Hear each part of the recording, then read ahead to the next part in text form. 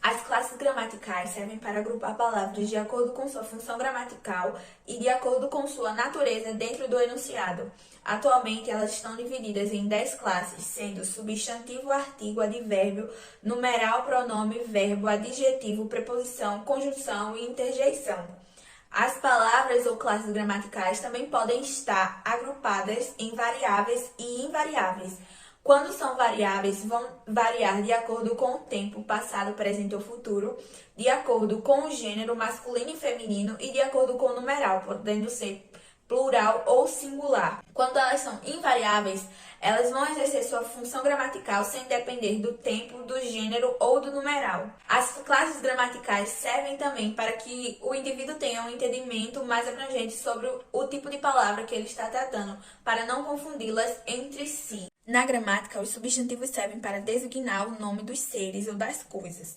Eles podem estar agrupados em substantivo comum, que dá nome a seres da mesma espécie, como, por exemplo, criança, gente, cidade. Substantivo próprio, que particulariza os seres. Temos como exemplo o nome de cidades e o nome de pessoas. Substantivo composto, que é formado por mais de um radical ou por mais de uma palavra, ou seja, guarda-roupa, guarda-sol, guarda-chuva. Substantivo coletivo, que agrupa os seres, ou seja, é um conjunto de alguma coisa, como, por exemplo, ramalhetes, bando, alcateia. Substantivo primitivo, que não deriva de outra palavra, temos como exemplo pedra, casa, árvore. Substantivo derivado, que diferente do primitivo, deriva de outra palavra, ou seja, terraço, casarão, ferrugem. Substantivo abstrato, que relaciona os seres e está relacionado a emoções, a ações, ou seja, tudo aquilo que não se pode tocar. Temos como exemplo as palavras amor, paixão, fome, raiva. E por último, o substantivo concreto, que é todo aquele que a gente pode pegar, que a gente pode sentir. Temos como exemplo livros, estantes, celulares, roupas, tudo que está ao nosso alcance. Bom, pessoal, eu vou falar um pouco sobre numeral. Mas antes de começar, vamos entender o que é numeral. O numeral é a palavra que atribui quantidade aos seres ou objetos, dando a eles valor definido. Podem ser cardinais, ordinais, multiplicativos ou fracionários. Numerais cardinais indicam a quantidade exata de seres. Exemplo: apenas 10 dos 30 alunos do oitavo ano compareceram na mostra cultural da escola. Observe que dois numerais cardinais foram empregados na construção da frase 10 e 30. Nessa oração, os numerais foram usados com a intenção de quantificar. Numerais ordinais indicam a noção de sequência ou posição que algo ou alguém ocupam. Exemplo: os alunos do oitavo ano ocuparam a segunda colocação na gincana realizada pela escola. Estão presentes na oração dois numerais ordinais, que indicam a ideia de colocação. São eles oitavo e segundo. Numerais multiplicativos expressam a multiplicidade dos seres ou a multiplicação de uma quantidade. Exemplo: os alunos do sétimo ano arrecadaram o triplo da quantidade de alimentos do oitavo ano para a gincana da escola. Observamos na frase a presença do numeral multiplicativo triplo, para indicar a noção de multiplicação. É importante observarmos que efetivamente, especialmente na modalidade escrita, apenas os numerais dobro e triplo são utilizados. Dificilmente utilizamos termo quádruplo, quíntuplo e assim sucessivamente, pois esses numerais costumam ser substituídos pelas expressões 4 vezes, 5 vezes e etc. Agora são os numerais fracionários. Os numerais fracionários indicam a fração de uma quantidade de seres ou objetos. Os mais comumente empregados são meio, terço, quarto, quinto, sexto, sétimo, oitavo, nono, décimo, vigésimo, centésimo, milésimo, milionésimo, quando empregado como equivalente de metade, terça parte, quarta parte e etc. Exemplo: apenas um terço dos 30 alunos do oitavo ano compareceu à mostra cultural da escola. Observe que na oração dada como exemplo, a palavra terço indica a fração dos alunos, relacionado a um todo, que compareceu ao evento da escola. Agora vamos falar sobre o pronome. Pronome é a classe de palavra que substitui o substantivo. Nome tem a finalidade de indicar a pessoa do discurso ou situar no tempo e espaço, sem utilizar o seu nome. Os pronomes podem ser classificados de duas formas: pronome substantivo e pronome adjetivo. Os pronomes substantivos é aquele que desempenha a função de substantivo. Exemplo: ela é minha convidada. Pronome adjetivo é aquele que acompanha ou modifica um substantivo. Exemplo: minha caneta é azul. Aquelas canetas são azuis. Os tipos de pronomes. Pronomes de tratamento indicam tratamento formal ou informal. Exemplo: você, Vossa Excelência, Vossa Majestade. Pronomes relativos. Pronomes relativos são aqueles que se referem a um termo mencionado anteriormente. Exemplo: cujo, o qual, as quais, quem, ou seja, estabelecem uma relação entre aquilo a que se referem e a afirmação que vai ser feita a seu respeito. Pronomes pessoais. Os pronomes pessoais representam as pessoas do discurso, primeira, segunda ou terceira. Exemplo: eu, tu, ele, ela, nós, vós, eles, elas. Também são pronomes pessoais as formas que servem de complementos: mim, comigo, nuns, conosco, ti, contigo, vós, convosco, o, a, li e etc. Os pronomes pessoais ainda são divididos em pronomes pessoais retos, quando exercem a função de sujeito, e pronomes pessoais oblíquos, quando substituem o substantivo e complementam os verbos. Pronomes demonstrativos. Os pronomes demonstrativos indicam a posição de algo, situando no espaço e tempo. Este, isso, aquilo. Estes pronomes estabelecem uma relação entre o que representa ou determina e os três âmbitos do discurso. Exemplo: este, essa, aquele e etc. Pronomes possessivos. Os pronomes possessivos exprimem a noção de posse de algo. Exemplo: meu, teu, sua, vosso. Ou seja, indica aquele a quem pertence aquilo que é referido no discurso. Pronomes indefinidos. Pronomes indefinidos indicam a quantidade do que representa de modo vago ou impreciso. Exemplo: ninguém, alguém, qualquer. Pronomes interrogativos. Os pronomes interrogativos servem para formular uma interrogação. Normalmente se trata de um pronome relativo, usado para interrogar. Exemplo: quem, que, qual. O adjetivo é uma classe de palavras que varia, se flexionando em gênero, número e grau. Sua principal função é acompanhar o substantivo, lhe dando características ou apresentando algo que o particularize. Os adjetivos podem ser simples, derivados, primitivos ou compostos. Exemplo: simples, britânico. Composto, sino-britânico. Verde, primitivo, esverdeado, derivado. Adjetivos pátrios indicam nacionalidade ou origem e, por isso, se referem a cidades, estados ou países. Exemplo: pernambucano, do estado de Pernambuco. Soteropolitano, da cidade de Salvador. Canadense, do país do Canadá. Flexão de gênero. Existem adjetivos que são usados tanto para acompanhar substantivos masculinos quanto femininos, classificados como uniforme, pois só tem uma forma para indicar o gênero, ou seja, não há masculino e nem feminino.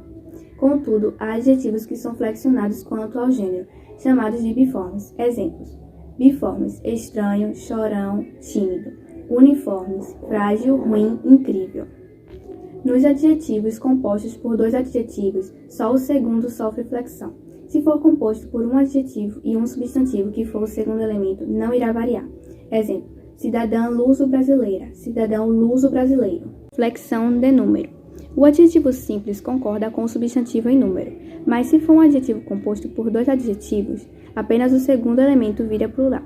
Se for um adjetivo e um substantivo que seja o segundo elemento, não haverá variação de número. Exemplo: uniforme amarelo canário, uniformes amarelo canário. Flexão de grau. Os adjetivos podem caracterizar o substantivo sem ênfase, mas também podem dar intensidade às suas características. Por isso, em grau, os adjetivos se classificam em comparativo e superlativo. O comparativo pode ser de igualdade, superioridade ou inferioridade. Exemplo: igualdade: mamãe é tão inteligente quanto papai. Superioridade: mamãe é mais inteligente que papai. Inferioridade: mamãe é menos inteligente que papai. Já no superlativo, não tem comparação.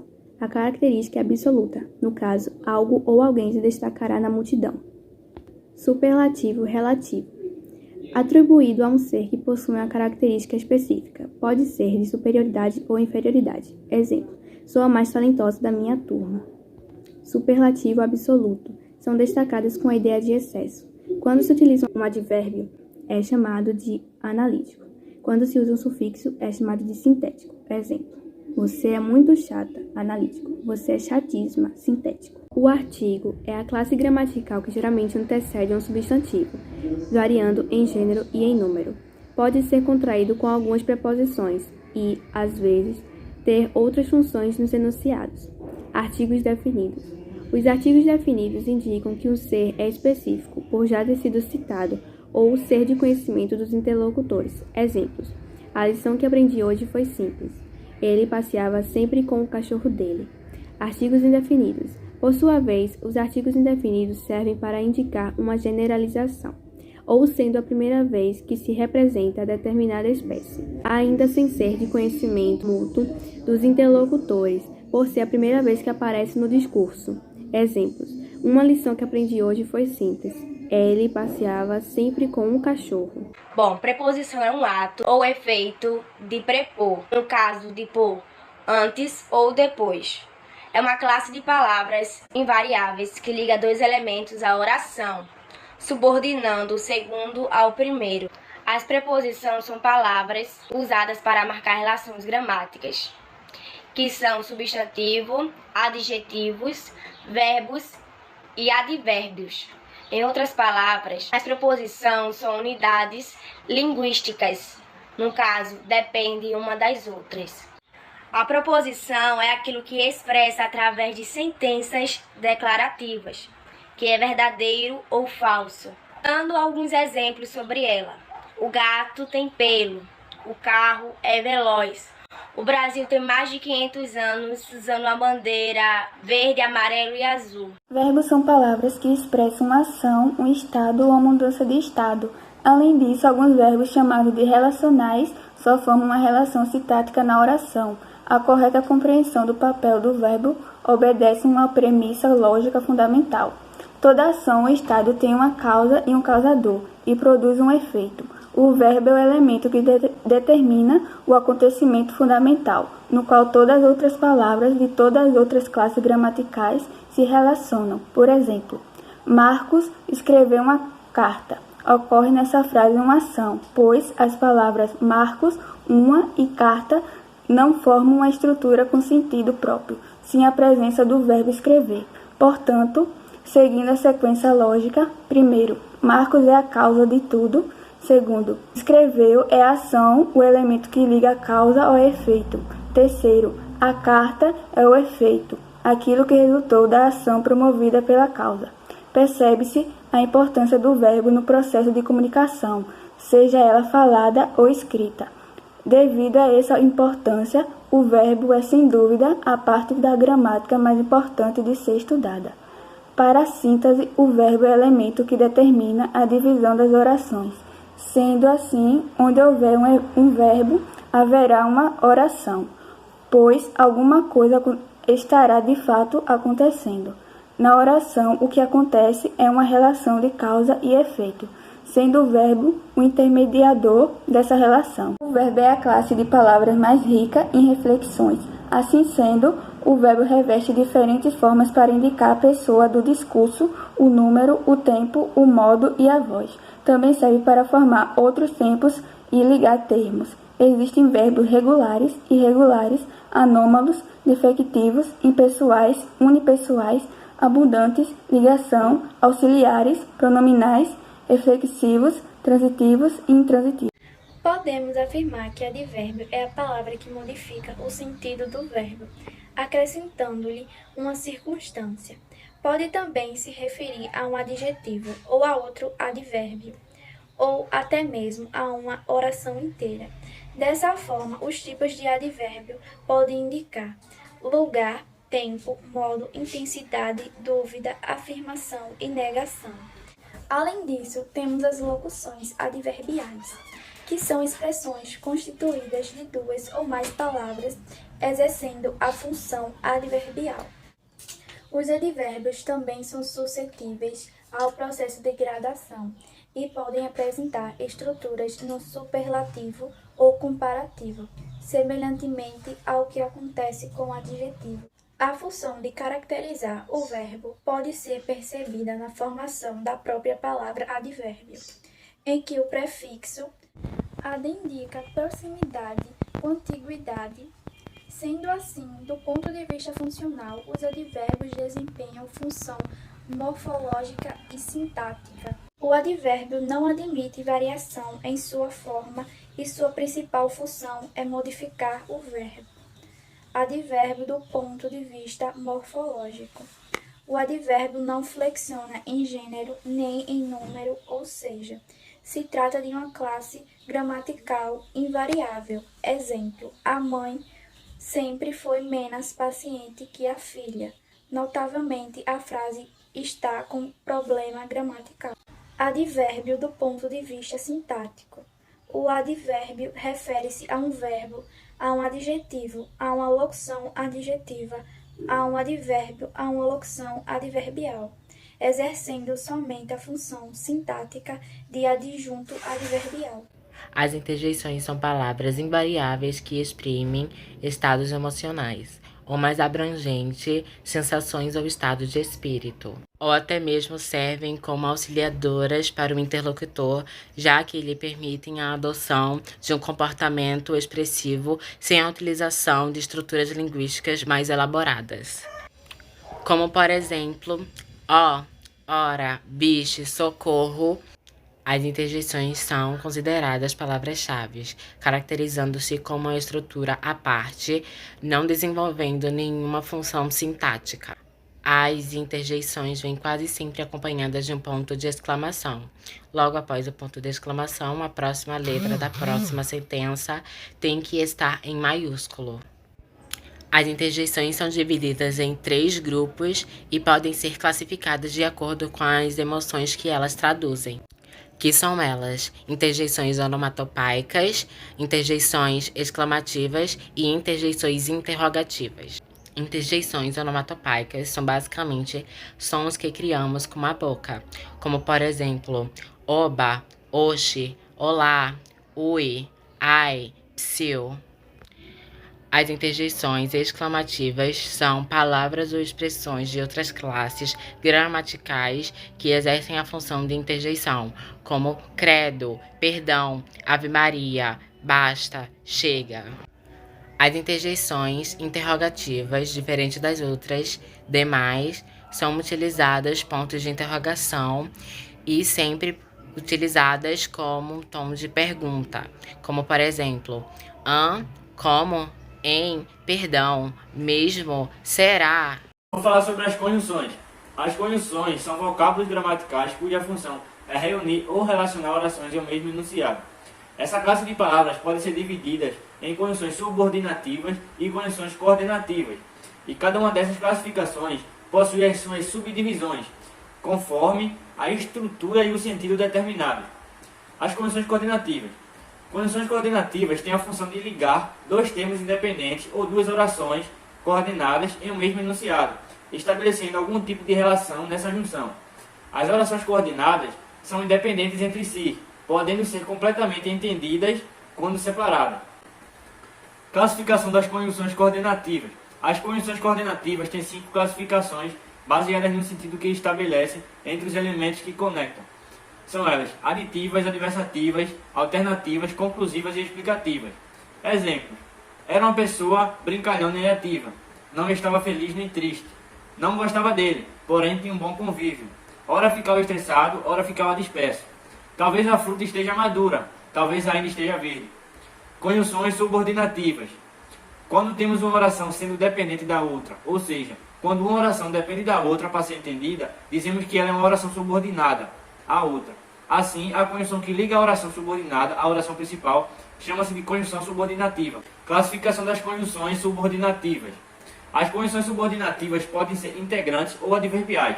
As conjunções subordinativas adverbiais, por sua vez, introduzem orações subordinadas adverbiais e são subdivididas em causais, comparativas, consecutivas, condicionais, conformativas, consecutivas, finais, modais, proporcionais, temporais e integrantes. Exemplos: como não havia estudado, foi mal na prova.